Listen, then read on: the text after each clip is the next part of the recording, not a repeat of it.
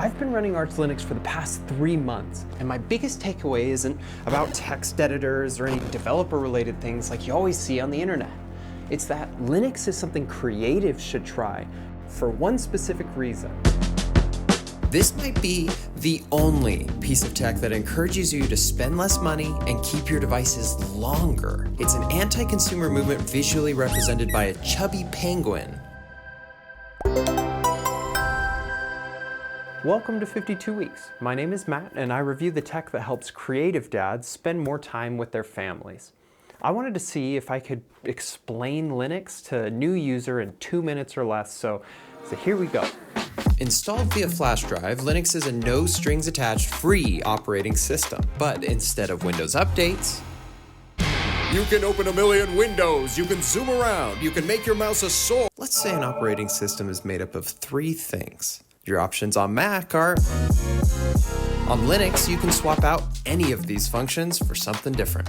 Linux was invented in the 90s by this guy, who's the same genre of muchacho as the NVIDIA CEO. Nerd with mad clout. But here's the fine print. Some software doesn't work on Linux, like Adobe or Google Chrome.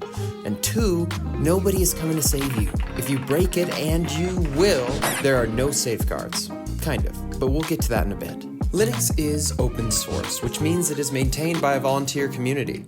This means it's likely to be secure, with fast updates, and even though this is a big debate in the community, I will add this. It's efficient and lightweight. And this is the reason why one of Linux's most important use cases is breathing new life into old devices. So why should you even care about Linux as a creative dad? In my opinion, the primary reason is this. Maybe I'll buy a graphics card. No. The Penguin says, I know everyone is pushing you to buy the latest MacBook. It is fair. I know you want to touch it. But how about we make your old laptop fun and interesting? The primary counter-argument I see is, Matt, I need Adobe, period. And I get it, I haven't been able to 100% quit it either. However, trying Linux may push you to try out free alternatives to the expensive software that you're already using. This is especially true of hobbyist creatives because you don't need the full firepower of the Adobe Creative Cloud. What would you do if you had an extra $720 this year? It's like a new lens. But beyond the financial savings, there's another huge draw. Fun. Tiling managers make me feel like I'm playing StarCraft with all the hotkeys. Opening the command console makes you feel like a hacker.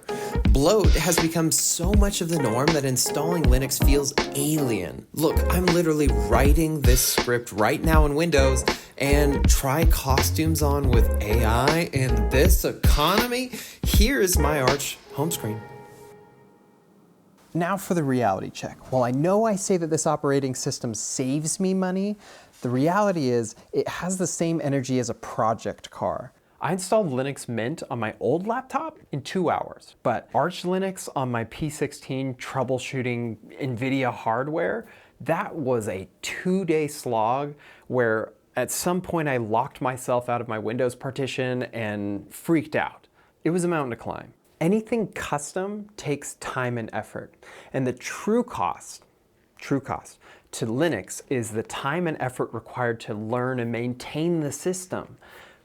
And from my perspective, you can get off Adobe on Windows too. The open source software, it's there.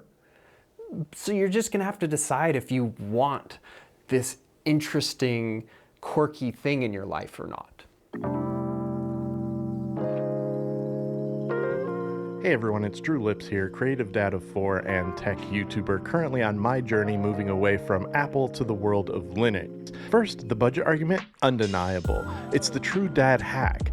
Take all of those monthly subscriptions, ditch those, and move to free open source alternatives on Linux to truly own your professional studio tools. And not only that, dust off that old laptop you have in a drawer and breathe some new life into it with some great operating system options in the world of Linux. Be realistic though, customization and learning a new distro is going to take time, so maybe start with a user-friendly distro like Ubuntu or Mint versus diving headfirst into something like Arch Linux. The game changer is AI. ChatGPT, Gemini, etc. are going to be your new best friends. By just quickly typing in a question, you'll be able to get quick copy-paste recommendations for all of those terminal commands. And finally, make it a bonding moment between you and your kids. Show them how to control their technology versus simply consuming it. So after 3 months of use, will I keep Linux around? Likely. I've completely broken some things and need to do another round of customization. But the more Linuxy I lean in my customization, the more fresh and exciting this operating system feels. If you want me to do like a non-developer's beginner guide type video, let me know in the comments. Otherwise, check out the Substack and I'll see you next week. Bye.